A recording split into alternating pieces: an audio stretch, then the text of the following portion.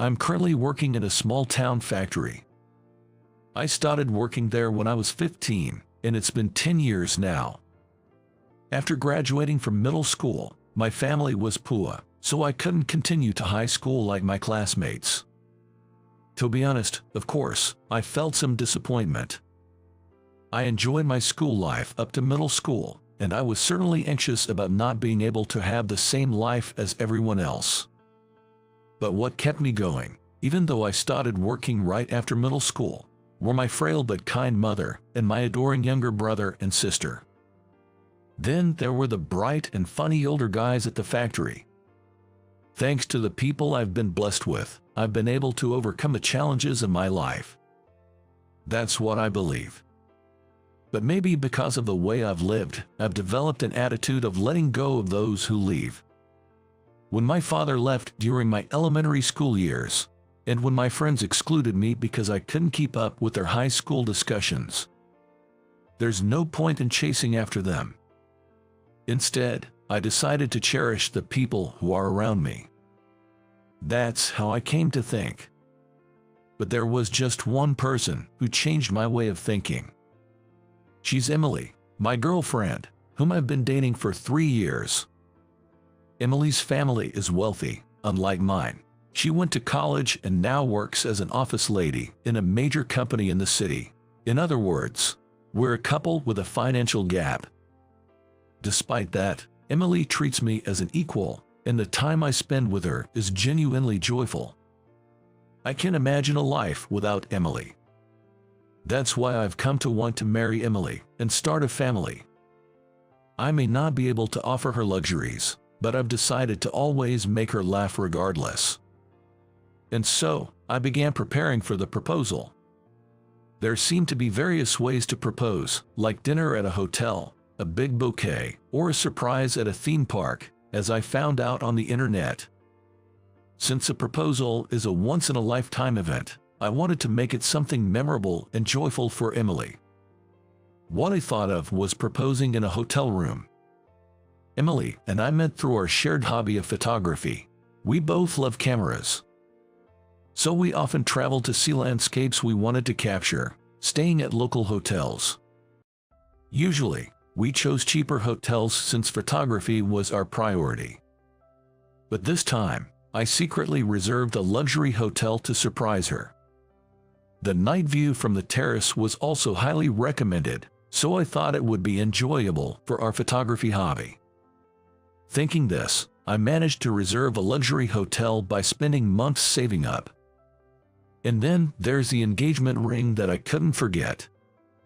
I didn't want to skimp on this just because I'm poor. I want to walk for life with her. To convey that feeling, I couldn't compromise on this. It was my first time proposing, so I was nervous about everything. But somehow, I managed to prepare everything by the day of the proposal. And then, the day of the proposal, we went to take photo of the sea, a place we had talked about visiting. Following that, we went to the luxury hotel I had reserved, and Emily was, as expected, surprised. We're always joking around, so at first, she thought it was a joke. But when I told her it was real, she was really surprised. The first surprise was a success. Feeling relieved inside, I asked Emily to wait on the lobby sofa while I went to the front desk. I thought the staff at the front desk were very elegant, fitting for a luxury hotel. It was my first time staying in such a hotel, so I was a bit nervous when I approached the staff. I have a reservation for one night, under the name Anderson, I said. As I said this and looked at the staff's face, it felt like I had seen him somewhere before. Thinking it was just my imagination, I didn't pay much attention and waited for the staff to speak. Could I also have your first name, please? My name is Michael Anderson. It was just a simple exchange, but I felt a slight cloud over my heart. For some reason, I couldn't explain this unpleasant feeling. I've experienced it somewhere before. Why am I recalling such things at this moment? Just when I was trying to suppress the resurgence of unpleasant memories from the past. There's no reservation under that name." I was startled by the soft voice. "Right, this hotel staff, isn't he David, my middle school classmate?" When I looked up at his face, I saw the same disdainful expression he often had back then. "What do you mean? I'm sure I made the reservation over the phone." I tried hard to keep my voice steady as I said that. I showed the confirmation email for the reservation. But he replied, "Reservation? We don't have any record of it here. Maybe it was canceled." I had no memory of canceling it, and I hadn't received any notification to that effect. I was sure I had been sabotaged. I never thought that David would be working in this hotel. David and I went to the same middle school and were in the same soccer team. I was poor and not smart, but I was good and passionate about sports. I think I really tried my best back then, even getting to play in games with the older grades. But David probably didn't like that. He started by hiding my stuff and spread rumors about me to other team members, ostracizing me. I had other friends outside of the team, and as long as I could play soccer, I was okay. I tried not to let it bother me, but the truth is, it was really tough. Being ridiculed as poor every day and having my place taken away from me. Even though it's been over 10 years and the memories have faded, to meet him here, on such an important day. But my situation is none of David's concern. He would probably just find it amusing to mess with me. So I thought it best not to show my emotions and just ignore him. "Maybe I made a mistake and canceled it. Can I please reserve a room now, whatever you have available?" I said this, trying to keep calm. But he bluntly said, "Unfortunately, we're fully booked." I see. I thought it was over. He definitely wasn't going to let me stay at this hotel. Emily was waiting, and it might be quicker to look for another hotel than to cause a scene here. I was really disappointed because it was such a beautiful hotel with a view she would have loved. Just as I was about to give up and turn away from the front desk, David said this. "A poor guy like you, staying here? No way, know your place." He said it in a very low voice, so no one else could hear, but it reached my ears clearly. "David," I was about to lose my patience, but then he said, "Go ahead, embarrass yourself and get dumped by your girl." That brought me back to my senses. Emily is waiting, so I need to get back to her. Forget about David. When I returned to the sofa, Emily noticed and said, "What's wrong? Are you okay?" I might have taken longer than usual, and perhaps my expression was dark. But I couldn't let her worry in a place like this. I forced a smile and said, "Sorry, they told me my reservation wasn't made. We'll find another place to stay. I'm really sorry." I apologized while trying to act cheerful and not worry her. "Really? That's okay. I'll help look for a place too." Emily was definitely surprised, but in times like these, she never gets angry or loses her composure. She's the type of woman who enjoys any situation. But still, I was causing her trouble. Eager to find a place to stay as soon as possible, I called various nearby accommodations. But, since it was a long holiday weekend, everywhere was fully booked. The only place with an available reservation was a small, privately run inn Emily found, quite a bit further up in the mountains. Although my plan for a luxury hotel stay had fallen through, we couldn't just sleep outside. Emily and I decided to head to that inn. When we arrived at the inn, it was older than I expected. But once inside, it was clean and seemed like a nice place. "We've been expecting you," an elderly lady greeted us, and I felt a warm and cozy feeling. The contrast with the unpleasant experience at the hotel with David might have contributed to the relief I felt. "I'm Michael, the one who called earlier. I'm sorry for the sudden request." She replied, No, our guests are always welcome," and she immediately showed us to our room. The room turned out to be a spacious special room, quite wonderful. Is it okay for us to have such a large room, especially since we came so suddenly? The elderly lady smiled and said, yes, of course. It was different from a luxury hotel, but a charming inn in the mountains. The view from there was really beautiful. It's so healing to be surrounded by nature like this, especially after being in the hustle and bustle of the city all the time. Emily seemed to feel the same way. Just when I thought everything turned out fine and we were lucky to find such a nice inn, I heard some commotion outside our room and went to check. There was a water leak in the ceiling of the room next door, and the innkeeper and other ladies were bustling about, trying to fix it. Can I help with anything?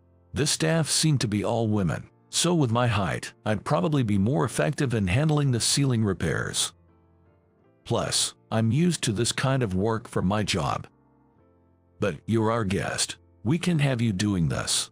They hesitated, but I insisted. I want to make up for the sudden trouble, and took a bucket from them. Then we'll gladly accept your help. The building was old but well maintained, so these things happen.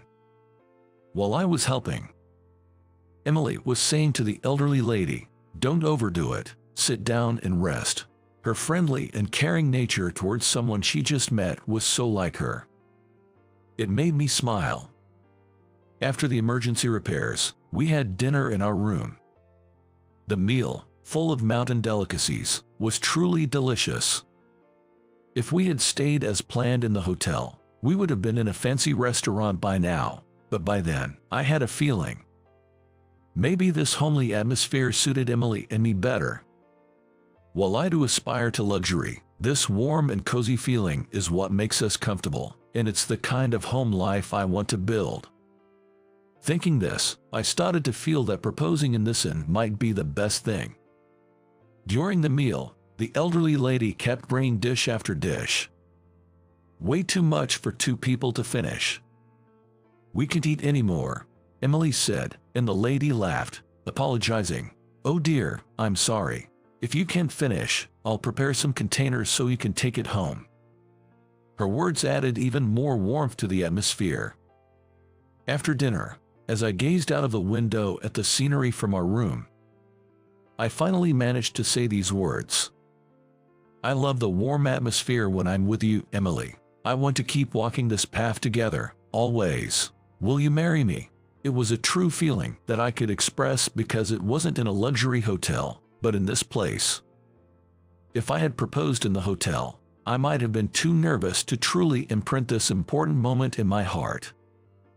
I feel the same way. I want to be with you forever, Emily said with a smile, accepting the ring. It's kind of embarrassing, huh? Just as we were talking, the sliding door opened, and we were startled. When we looked over, congratulations on your engagement, the female staff said, and the elderly lady was standing formally, clapping for us. Grandma, you were listening, Emily exclaimed in surprise, and then something unbelievable happened. I was a bit curious. Michael, please take care of my granddaughter. Her eyes were filled with tears. Wait, granddaughter, what?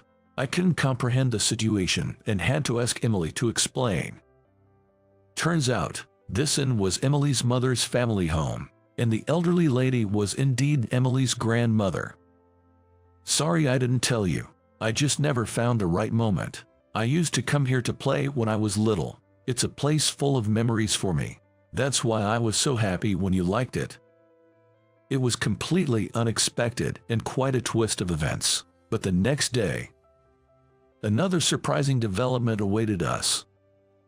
As we were about to check out of the inn and headed to the reception, incredibly, there was David, the very person who had refused us a room the day before. Next to him was an unfamiliar, portly man. When David noticed us, he approached, his demeanor entirely different from his condescending attitude the day before, and apologized. Sorry about yesterday. Huh? Then the man who followed David hit him on the head. Sorry, that's not how you apologize to a guest. We are truly sorry is what you should say. Truly, I'm very sorry. As I stood there dumbfounded, The man spoke in a gentle, calm voice that didn't match his earlier anger. "Michael, I am terribly sorry for the inexcusable behavior of our employee. I am Kevin, the manager. To apologize. We have arranged a complimentary 2-night stay in our suite room. Please call me directly using this business card whenever you'd like to stay." "Really? Is that okay?" "Of course. Please do come with your wife." Emily and I looked at each other, bewildered, but decided to ask the question on our minds. May I ask something?" "Yes, of course." How did you know we were here, and why did you call her my wife?" "I am sorry, but I am the one called them." A voice came from behind, and there stood the grandmother. I was worried when Emily suddenly wanted to stay over. "When I heard you were turned away from the hotel, I couldn't believe it. That hotel is run by a friend of mine, so I asked her to check. It's unacceptable to refuse important guests without a serious reason." David and manager Kevin received a long lecture from the grandmother. "Grandma is strict when it comes to work," Emily whispered to me with a chuckle. Afterward, it seems David was fired from the hotel. Though I was initially disappointed about not staying in the luxury hotel, it turned into an unexpected twist of fate. On the day we registered our marriage, we were able to stay at the luxury hotel we had always admired. Incredibly, they not only provided the stay but also prepared a commemorative cake and a surprise bouquet, offering us the best hospitality. Since then, after some discussions, we are now working at that inn. The grandmother is really strict, and I'm still getting used to things, often getting scolded. Occasionally, my younger brother and sister bring my mother to stay, and Mr. Brown, the owner of the factory I used to work at, uses it for company trips, so I still keep in touch with the old guys from there. Our inn, nestled in the mountains and not new, offers a place for guests to relax and rejuvenate, and that's what we aim to provide, the best hospitality. And together with Emily, I want to cherish and preserve this inn of memories. I'm Alex, an office worker. At 23 years old, I'm now in my 5th year of service, having started working immediately after graduating from high school. Initially, being the youngest and without any part-time job experience, I received kind support from my superiors, despite my limitations. I worked hard and gradually became accustomed to this job. In the 5th spring of my tenure, I was assigned to be the chief of a project for the first time, marking the beginning of a tumultuous period. "My name is Emma. Nice to meet you." On the first day of the new fiscal year, that's how the new employee, a fresh college graduate in her first year, greeted everyone. With her striking looks and a confident smile. Her outgoing personality meant she showed no signs of nervousness from day one. And that's to be expected, since she is the only daughter of the company president. Displaying an attitude unbecoming of a new employee, she flaunted her status as the president's daughter. While some male employees didn't seem to mind as she got good looks, everyone was taken aback by her overly familiar demeanor. Everyone, except for me. Of course, anyone would be surprised to see a new employee, let alone the president's daughter, acting so boldly upon first meeting. But I wasn't surprised because I already knew her well. "Wow, Alex, you are still here. You're surprisingly persistent." Her sarcastic tone was something I had heard often until 5 years ago, bringing back unpleasant memories in a flash. "Emma, yes, I'm still here. You were so dull and clumsy, but now you're dyeing your hair and getting all cocky. A corporate debut, too late, it's hilarious." Yes, she was my high school classmate. Hair dyeing was prohibited in high school. "I'm not trying to make a debut or anything." As I replied modestly, she said, "Well, talking back now, how cheeky." Cheeky, we're the same age, despite being technically my junior at the workplace. But to Emma, such details didn't matter. Whether a new employee or not, being the president's daughter seemed to grant her a pass for her behavior. Even though she was always haughty, arguing with her was futile. Any response would just be met with a condescending comeback. I had experienced this countless times during high school. I first met Emma in the spring of our sophomore year. We became classmates from that year. Emma was already standing out from the start of the new term, at the apex of the girls' groups. As for me, I have a few friends but not many, and I'm not particularly noticeable. I'd say I'm about average or slightly below that within the school. So, I never thought of interacting with Emma in her group, but from the very first meeting, she started with her sarcasm. "Hey, is that fun?" At the time, I was into card games and would play with friends during breaks. After eavesdropping, Emma deliberately asked that.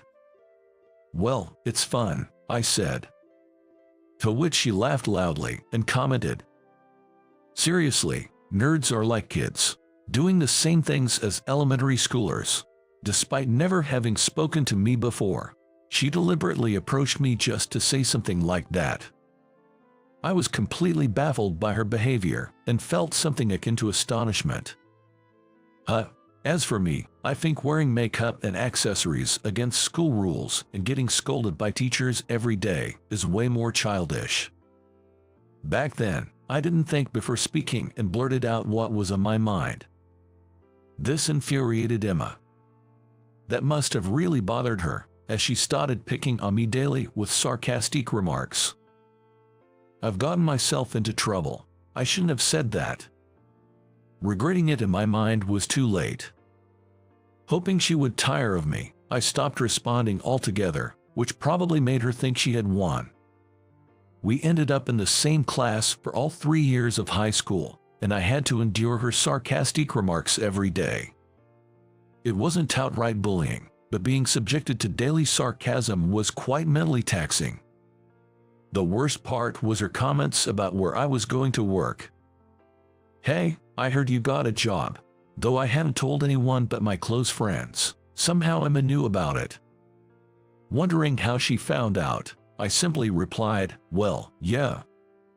Pitiful that you can't even go to college. Are you poo or something? Choosing the wrong family to be born into really makes life hard, doesn't it?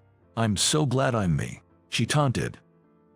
Why do I have to listen to Emma's bragging just because we're talking about my job?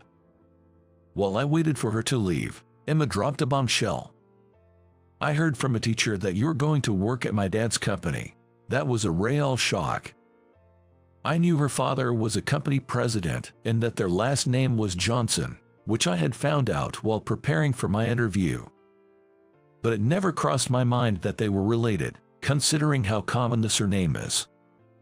To think that the company I was so excited to join belonged to the father of the classmate I disliked. I couldn't hide my shock.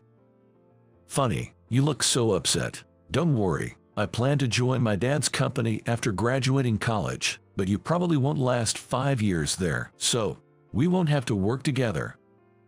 She laughed out loud at that. She looked down on me and kept using it as a topic of ridicule until graduation. "Going to work at my dad's company. I can get in without doing anything. It's pathetic that you have to try so hard," she mocked. "His company is so stylish, but you'll stick out like a sore thumb with your country bumpkin vibe," she teased. I endured her sarcasm until graduation, finally feeling liberated from Emma when I started working. But the 5 years passed quickly. I knew she would join the company someday. Even though I knew we would meet again, I stayed at this company because I didn't want to admit defeat. Honestly, I never wanted to see Emma's face again and could have even looked for another job. But if I wasn't there when she arrived, she would surely say, "I knew you wouldn't last," and laugh about it. Just the thought was unbearable. So, I decided to grow so much that she'd be shocked when she joined. I was determined to prove her wrong. That's what kept me going for 5 years. But reality didn't go as planned, and Emma joined the project I was leading right after she was hired. Despite not wanting to deal with her, I was more motivated than ever, seeing it as an opportunity to prove her wrong. However, Emma was still the same, if not worse, than in high school. "Alex, as a chief, that's worrying. Wouldn't it be better if I did it?" She'd interrupt during meetings. Moreover, she would make off-target suggestions like, "Is this discussion even meaningful? Why not just do it this way?" As if she was absolutely right.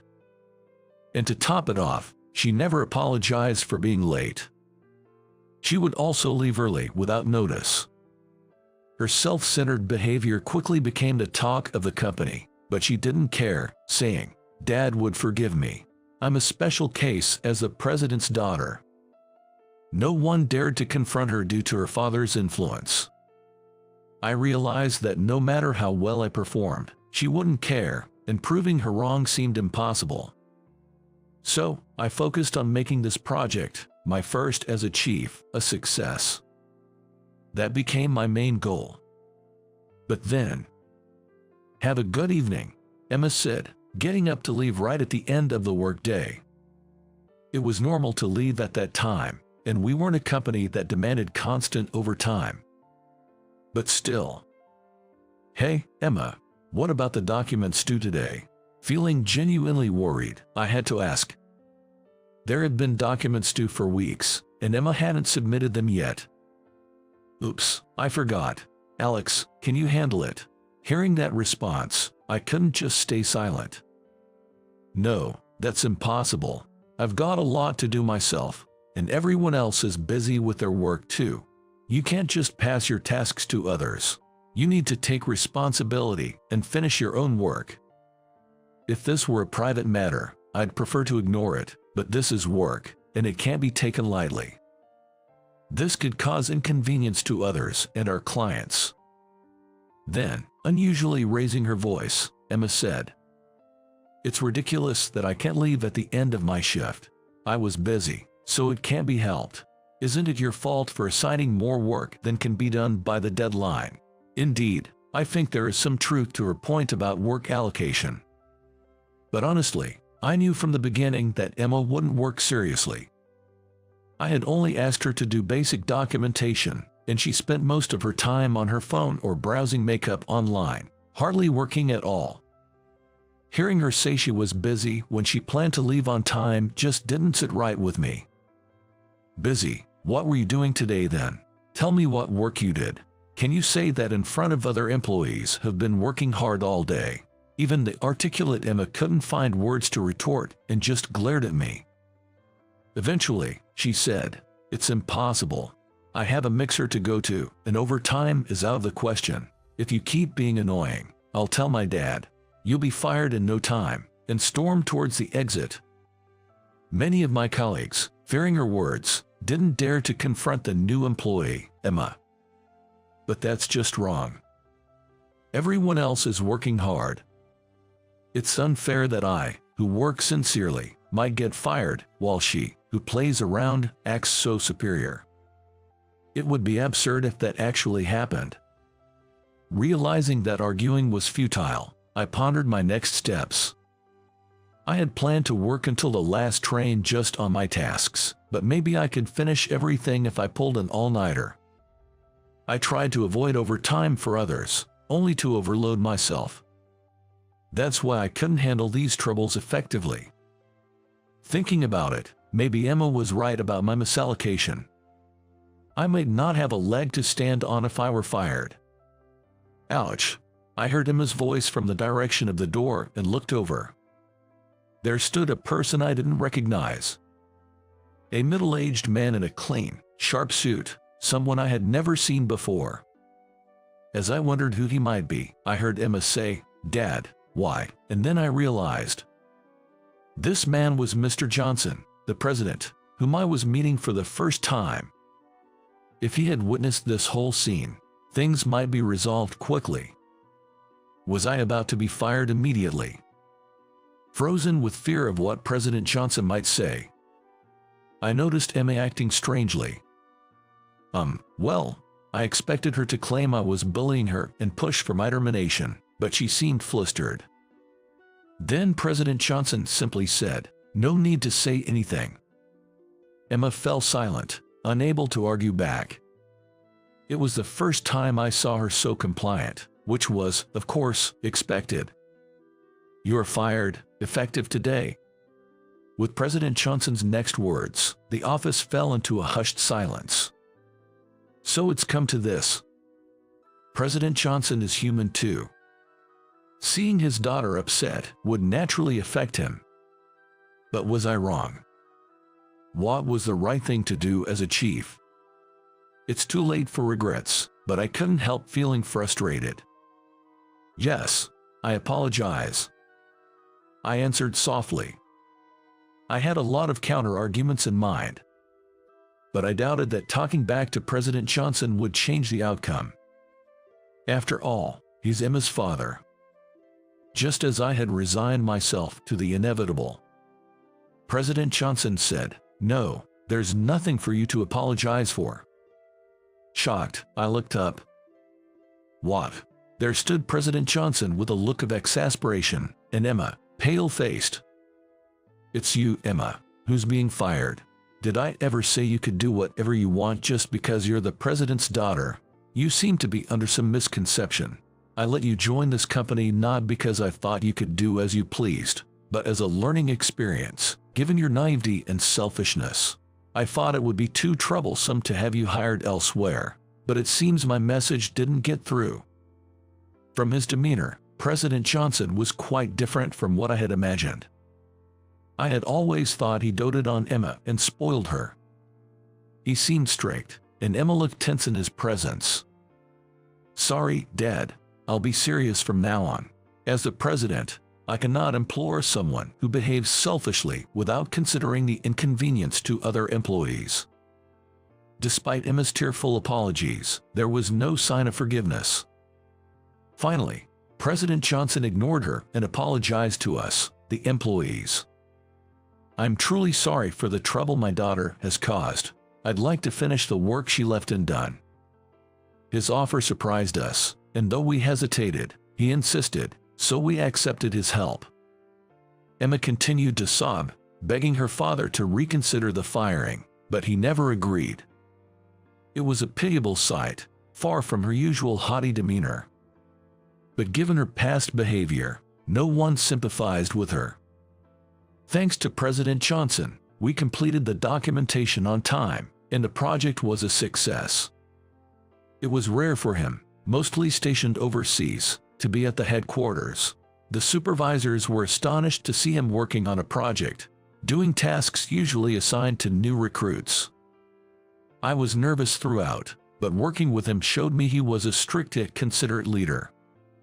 It was hard to understand how someone like him could have a daughter like Emma.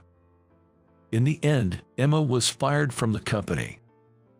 I heard through the grapevine, and I'm not sure if it's true, but apparently, President Johnson had told her that if she couldn't make it in this company, the next step would be training at a rural subsidiary factory.